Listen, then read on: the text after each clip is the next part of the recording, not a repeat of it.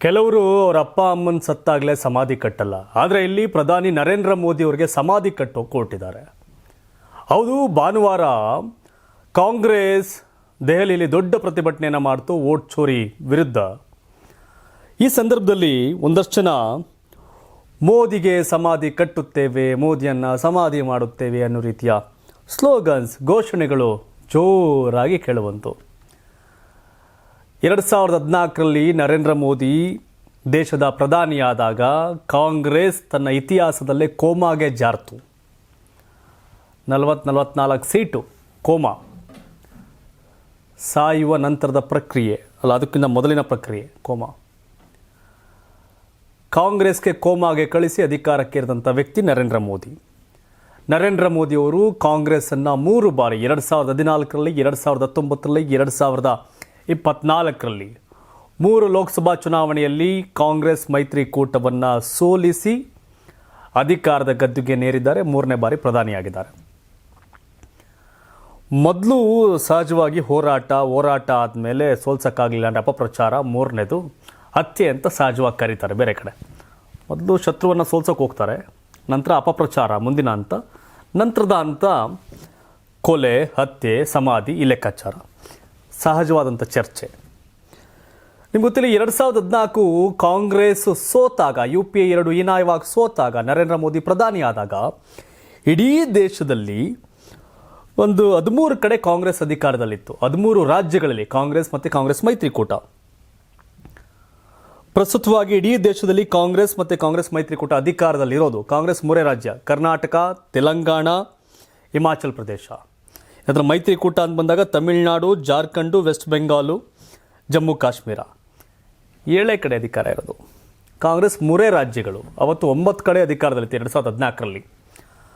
ಅವತ್ತು ರಾಜಕೀಯವಾಗಿ 5 ವರ್ಷ ಸಮಾಧಿ ಆಗಿದ್ದು, ವಿಪಕ್ಷ ನಾಯಕನ ಸ್ಥಾನ ಸಿಗ್ದಂಗಾಗಿದ್ದು ಕಾಂಗ್ರೆಸ್ ಪಾರ್ಟಿ ಅವತ್ತು. ಇವತ್ತು ದೇಶದಲ್ಲಿ ಎಲ್ಲೆಲ್ಲಿ BJP ಅಧಿಕಾರದಲ್ಲಿದೆ? 15 ರಾಜ್ಯಗಳಲ್ಲಿ BJP, ಒಂದು 6 ಕಡೆ ಮೈತ್ರಿಕೂಟ.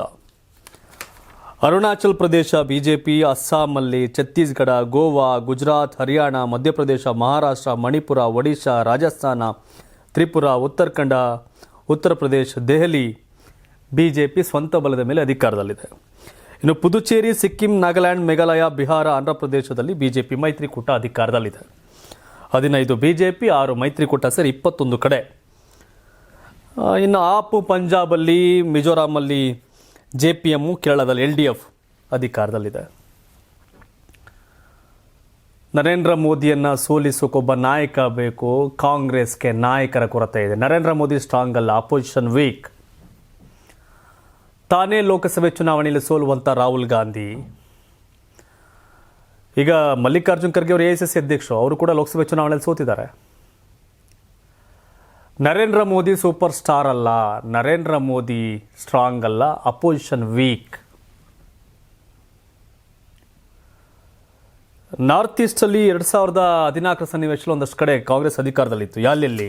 2014ರಲ್ಲಿ ಅರುಣಾಚಲ ಪ್ರದೇಶ, ಅಸ್ಸಾಮು, ಹರಿಯಾಣ, ಹಿಮಾಚಲ ಪ್ರದೇಶ, ಸೊ ಹೀಗೆ ಮೇಘಾಲಯ, ಮಣಿಪುರ, ಮಿಜೋರಾಂ, ಇಲ್ಲೆಲ್ಲ ಅಧಿಕಾರದಲ್ಲಿ ಕಾಂಗ್ರೆಸ್ ಇತ್ತು. ಆದರೆ ಹಿಮಾನ್ ಬಿಶ್ವಾ ಶರ್ಮನ್ ಕಳ್ಕೊಂಡ್ರು, ಅಲ್ಲೆಲ್ಲ BJP ಹೋಯಿತು, BJP ಗೆಲ್ತು. ಸೊ ಇಲ್ಲಿ ವೋಟ್ ಚೋರಿ ಪ್ರತಿಭಟನೆ ಓಕೆ, ಮತಗಳ್ಳತನ ಮಾಡ್ತಾ ಇದ್ದಾರೆ, ಪ್ರತಿಭಟನೆ ಅದು ಅವರವರ ಅಜೆಂಡಾ. ಆದರೆ ದೇಶದ ಪ್ರಧಾನಿಯನ್ನು ಸಾಯಿಸಿ ಸಮಾಧಿ ಕಟ್ಟಿ ಸಾಧಿಸೋದೇನಿದೆ? ಸಾಯಿಸಿ ಅಂದರೆ ಇದೇನು ಭಯೋತ್ಪಾದನೆಗೆ ಪ್ರೋತ್ಸಾಹ ಕೊಟ್ಟಂಗ ಅಂತಲ್ಲ. ಇಂದಿರಾ ಗಾಂಧಿ ಕೂಡ ಈ ಕೆಲಸ ಮಾಡಲಿಲ್ಲ, ರಾಜೀವ್ ಗಾಂಧಿ ಕೂಡ ಈ ಕೆಲಸ ಮಾಡಿಲ್ಲ, ಸಂಜಯ್ ಗಾಂಧಿ ಅವರು ಕೂಡ ಈ ಕೆಲಸ ಮಾಡಲಿಲ್ಲ, ನೆಹರು ಅವರು ಕೂಡ ಈ ಕೆಲಸ ಮಾಡಲಿಲ್ಲ. ಚುನಾವಣಾ ಅಜೆಂಡಾ ಇಟ್ಕೊಂಡು ಕೆಲಸ ಮಾಡಿದ್ರು. ವಿರೋಧಿಗಳನ್ನ ಸಾಯಿಸಿ ಅಧಿಕಾರಕ್ಕೆ ಹಿಡಿದಿಲ್ಲ, ಅಧಿಕಾರಕ್ಕೆ ಬರಲಿಲ್ಲ. ಬೇರೆ ಬೇರೆ ಏನೋ ಹೇಳ್ತಾರೆ, ಅದು ಬೇರೆ ಕತೆ, ಇನ್ನೊಂದಷ್ಟು ಕತೆಗಳಿದಾವೆಲ್ಲ. ಆದರೆ ತಾನೇ ಗೆಲ್ಲದ ರಾಹುಲ್ ಗಾಂಧಿ, ತಾನೇ ಗೆಲ್ಲದ ಚುನಾವಣೆಯಲ್ಲಿ ಮಲ್ಲಿಕಾರ್ಜುನ್ ಖರ್ಗೆ ಅವರು ಕಾಂಗ್ರೆಸ್ಗೆ ಹೇಗೆ ಈಗಾಗಲೇ ನಡೀತಾ ಇದೆ, ಪ್ರಿಯಾಂಕಾ ಗಾಂಧಿಗೆ ಅವಕಾಶ ಕೊಡಿ ಅಂತ. ಮಲ್ಲಿಕಾರ್ಜುನ್ ಖರ್ಗೆ ಹಟಾವೋ, ಪ್ರಿಯಾಂಕಾ ಲಾವೋ ಅಂತ ಒಬ್ರು ಲೆಟ್ರ್ ಬರೋದ್ರಪ್ಪ. ಒಡಿಶಾದ ಕಾಂಗ್ರೆಸ್ನ ಒಬ್ಬ ಮಾಜಿ ಶಾಸಕ, ಅವನ್ನೇ ಪಾರ್ಟಿಯಿಂದ ಆಚೆ ಹಾಕಿದ್ರು, ಅವ್ರನ್ನೇ ಹಟಾವೋ ಅಂತ ಕಳಿಸಿದ್ರು. ಸೊ ಕಾಂಗ್ರೆಸ್ ಬರಬೇಕಾಗಿರೋದೇನು, ಮನಸ್ಥಿತಿ ಏನು? ಜನರ ವಿಶ್ವಾಸವನ್ನು ಗಳಿಸೋದು, ಇಲ್ಲ ಒಂದು ಮತಗಳ್ಳತನ, ಇಲ್ಲ EVM ಹ್ಯಾಕಿಂಗು? ಜನ ಪ್ರಾಕ್ಟಿಕಲ್ ಆಗಿ ಆಲೋಚನೆ ಮಾಡ್ತಾರೆ ಏನು ಎತ್ತ ಅಂತ. ಕಾಂಗ್ರೆಸ್ ಸರ್ಕಾರ ಅಧಿಕಾರಕ್ಕೆ ಬರಬೇಕು ಕೇಂದ್ರದಲ್ಲಿ ಅಂದರೆ ಆ ದಿಸೆಯಲ್ಲಿ ಜನಗಳ ವಿಶ್ವಾಸವನ್ನು ಗಳಿಸೋ ಕಡೆ ನೋಡ್ಬೇಕು. ಈಗ ಓಕೆ, ಕೇರಳದಲ್ಲಿ ಮೊನ್ನೆ local body election UDF ಗೆಲ್ತು. LDF ಯಾರು? ಅದೇ INDA ಮೈತ್ರಿಕೂಟದ ಸದಸ್ಯ, ಕಮ್ಯುನಿಸ್ಟ್ ಪಾರ್ಟಿ. ಸಂಭ್ರಮ ಕೇರಳದಲ್ಲಿ. ಯಾರ ವಿರುದ್ಧ? INDA versus INDA. West Bengal Mamata Banerjee, ಈಗ ನೆಕ್ಸ್ಟ್ ಚುನಾವಣೆ ಬರ್ತಾ ಇದೆ ವೆಸ್ಟ್ ಬೆಂಗಾಲಲ್ಲಿ. West Bengal Mamata versus Congress again. Kerala election ಬರ್ತಿದೆ, ಮತ್ತೆ ಕಾಂಗ್ರೆಸ್ ವರ್ಸಸ್ ಮೈತ್ರಿಕೂಟ ಪಾರ್ಟಿ. ದೇಶವನ್ನ ಗೆಲ್ಲೋದ್ರ ಬದಲು, ಮತದಾರರನ್ನ ಗೆಲ್ಲೋದ್ರ ಬದಲು ಮೋದಿಯನ್ನ ಸಮಾಧಿ ಕಟ್ಟೋದು ಈಸಿ. ಸಮಾಧಿ ಈಸಿಯಾಗಿ ಕಟ್ಬೋದು ಯಾರಿಗೆ ಬೇಕಾದ್ರು.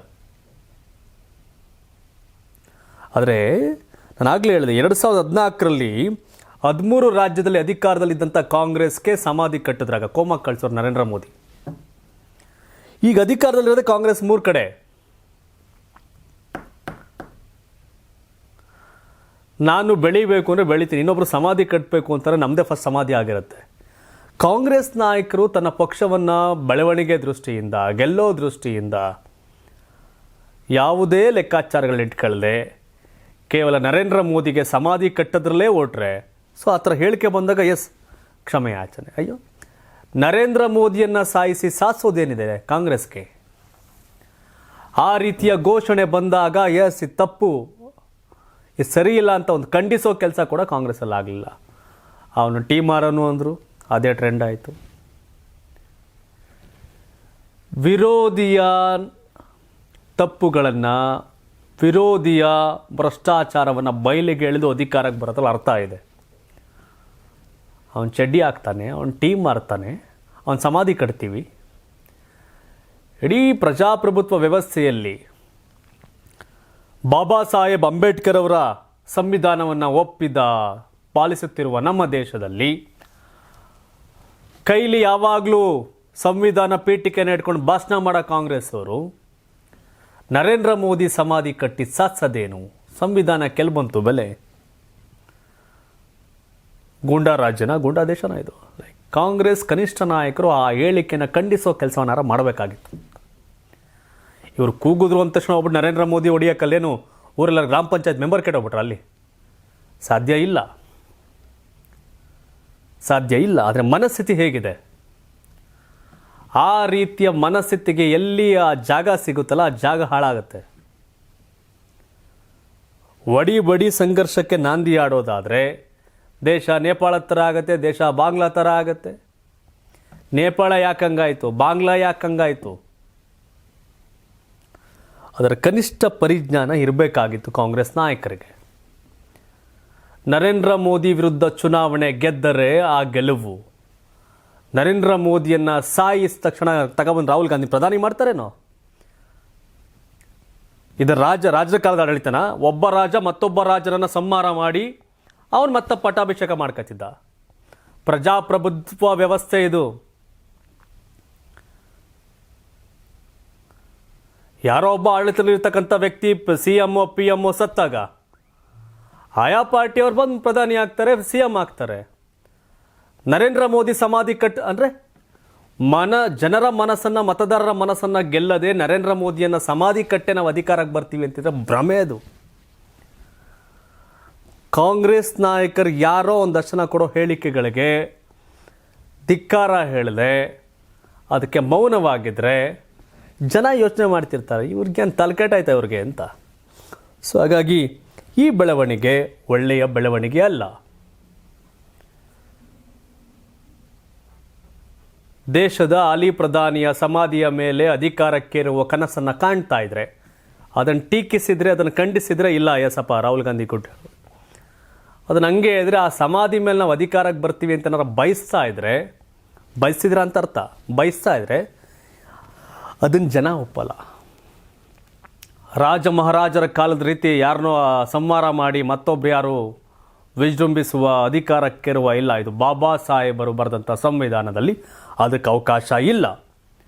ನಿಜವಾಗಿಯೂ ಆ ಸಂವಿಧಾನಕ್ಕೆ ಏನಾರು ಅದಕ್ಕೆ ಬೆಲೆ ಕೊಡೋದೇ ಆದರೆ ಎಲ್ಲರೂ ಯಾರೋ ಪುಂಡು ಪೋಲಿಗಳ ಥರ ಪೋಖ್ರಿಗಳ ಥರ ಸ್ಟೇಟ್ಮೆಂಟ್ ಕೊಟ್ಟವ್ರನ್ನ ಆ್ಯಕ್ಷನ್ ತಗೊಂಡು ಅವ್ರ ಮೇಲೆ ಸರ್ಕಾರ ಅದು ಹೇಳಿವಲ್ಲ ಯಾವುದೋ ದ್ವೇಷ ಭಾಷಣದ ಬಗ್ಗೆ ಒದ್ದೊಳಕಾಗ್ತೀವಿ ಅಂತ ಕಾನೂನು ಕರ್ನಾಟಕ ತರ್ತಾವ್ರಲ್ಲ, ಎಲ್ಲಿ ಮಾಡ್ತಾರೆ ಹಿಂಗೆಲ್ಲ ಹೇಳ್ಬಿಟ್ರಿ? ಮತ್ತೆ ಇಲ್ಲಿ ಭಾಷಣ ಮಾಡಿದ ದ್ವೇಷ ಭಾಷಣವನ್ನು ಮಟ್ಟ ಹಾಕೋಕೆ ನಾವು ಈ ರೀತಿ ಮಾಡ್ತಿದ್ದೀವಿ ಅಂತ, ಅದೇ ದ್ವೇಷ ಭಾಷಣ ಮಾಡಿ ಸಮಾಧಿ ಕಟ್ತೀವಿ, ಸಮಾಧಿ ಮಾಡ್ತೀವಿ ಅನ್ನೋ ಹೇಳಿಕೆಗಳನ್ನ ಖಂಡಿಸದ ಕಾಂಗ್ರೆಸ್ ನಾಯಕರು ಇನ್ಯಾವ ಸೀಮೆ ಇದನ್ನು ಹ್ಯಾಂಡಲ್ ಮಾಡ್ತಾರೆ? ಡಬಲ್ ಸ್ಟ್ಯಾಂಡರ್ಡ್ ಆಗಲ್ವಾ ಅಂತ ಅನ್ಸುತ್ತೆ. ಡೋಂಟ್ ನೋ, ತಾವೇನು ಹೇಳ್ತೀರಿ? ನರೇಂದ್ರ ಮೋದಿಯವರ ಸಮಾಧಿ ಮಾಡುವ, ಸಮಾಧಿ ಕಟ್ಟುವ ಈ ಆಲೋಚನೆಗಳಿಗೆ ತಮ್ಮ ಅಭಿಪ್ರಾಯ ಏನು? ಕಾಮೆಂಟ್ ಮಾಡಿ. ಧನ್ಯವಾದ. ಇದು ಕರ್ನಾಟಕ ಟಿವಿ, ಕನ್ನಡಿಗರ ಧ್ವನಿ. ಯಾರಾಗ್ತಾರೆ ಎಂಎಲ್ಎ ಅಭ್ಯರ್ಥಿ 2028? ಶೀಘ್ರದಲ್ಲೇ ಪ್ರತಿದಿನ ಒಂದೊಂದು ಕ್ಷೇತ್ರದ ಟಿಕೆಟ್ ಆಕಾಂಕ್ಷಿಗಳ ಸಂಪೂರ್ಣ ಮಾಹಿತಿ ಪೊಲಿಟಿಕಲ್ ಜರ್ನಲಿಸ್ಟ್ KM ಶಿವಕುಮಾರ್ ಅವರಿಂದ. ಕರ್ನಾಟಕದ ನಂಬರ್ 1 ಡಿಜಿಟಲ್ ಮೀಡಿಯಾ ನಿಮ್ಮ ನೆಚ್ಚಿನ ಕರ್ನಾಟಕ ಟಿವಿಯಲ್ಲಿ ಮಾತ್ರ.